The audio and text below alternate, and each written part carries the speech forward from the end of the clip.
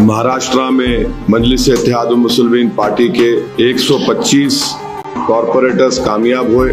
मैं शुक्रिया अदा करना चाहूँगा महाराष्ट्र की आवाम का कि उन्होंने बढ़ चढ़कर अपने वोट का इस्तेमाल किया, और मैं शुक्रिया अदा करना चाहूँगा उन तमाम वोटर्स का जिन्होंने एमआईएम पार्टी के कैंडिडेट्स को अपने वोट से, अपने दुआओं से नवाजा।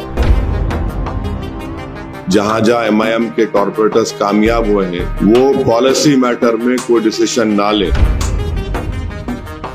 तो मैं सख्ती से तमाम हमारे कॉरपोरेटर्स को ताकीद भी कर रहा हूं कि आप आवाम के दरमियान में रहिए, और आपके वार्ड्स में जहां पर आपको कामयाबी मिली वहां पर आप डेवलपमेंट के काम करवाइए। यकीनन मैं शुक्रिया अदा करना चाहूँगा अल्लाह सुब्हाना व तआला का कि महाराष्ट्र में मजलिस-ए-इत्तेहादुल मुस्लिमीन पार्टी के 125 कॉरपोरेटर्स कामयाब हुए।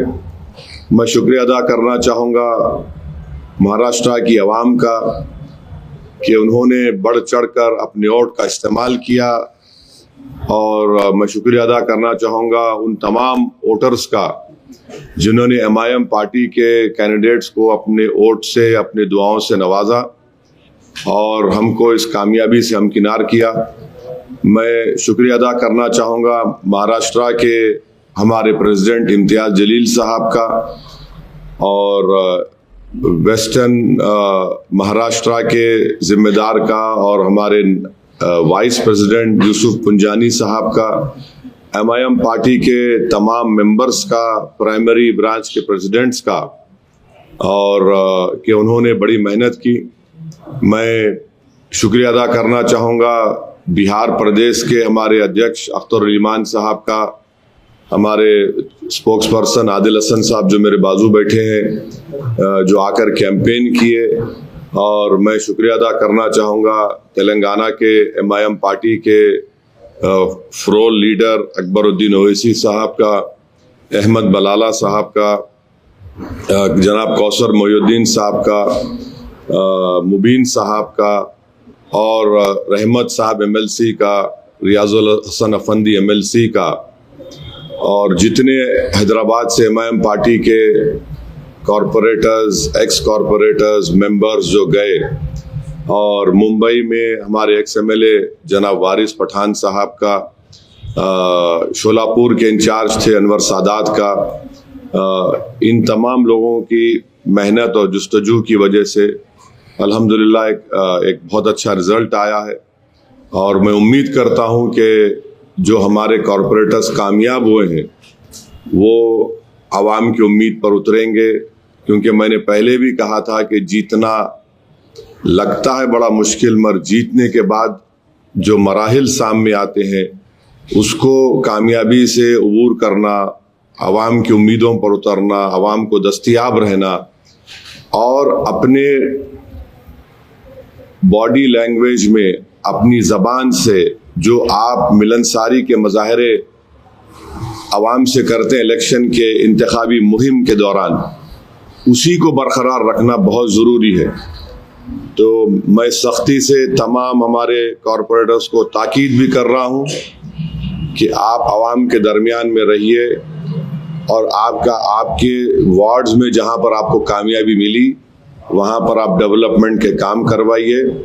ये कामयाबी में आप देखेंगे कि हमारे कई हिंदू भाई भी कामयाब हुए, शेड्यूल कास्ट दलित भाई बहन भी हमारी पार्टी से मुंतखब हुए। मुंबई में मानकोट शिवाजी नगर में हमारे 6 कॉरपोरेटर्स जीते हैं। वहाँ उस विधानसभा में, असेंबली कॉन्स्टिट्यूंसी में 8 थे, 6 जीते, जिसमें दलित विजय सर कामयाब हुए। फिर चीता कैंप में 2 हमारे कामयाब हुए। मुंबई बीएमसी में एमआईएम पार्टी के 8 कॉरपोरेटर्स जीते। एक बहुत बड़ी कामयाबी हमको मिली औरंगाबाद में, जहाँ पर 33 हमारे कैंडिडेट्स कामयाब हुए हैं। वैसे ही मालेगांव में, नांदेड़ में, नगर में मुझे बड़ी तकलीफ है कि हमारे दोस्त समद खां साहब कामयाब नहीं हुए, मगर मुझे यकीन है कि अहमदनगर की आवाम समद खां के साथ है, हम भी उनके साथ है और साथ रहेंगे। तो इसी तरीके से आप देखेंगे अमरावती में हमारे कॉरपोरेटर्स जीते, अकोला में हमारे 3 कॉरपोरेटर्स जीते, मगर वहाँ पर अगर आप देखेंगे तो हमारे को उस अकोला विधानसभा में 62,000 वोट मिले। तो अल्हम्दुलिल्लाह ये अल्लाह का करम है और सबकी मेहनत जुस्तजू रही और हम सब ने अपने अपना रोल उसमें अदा किया।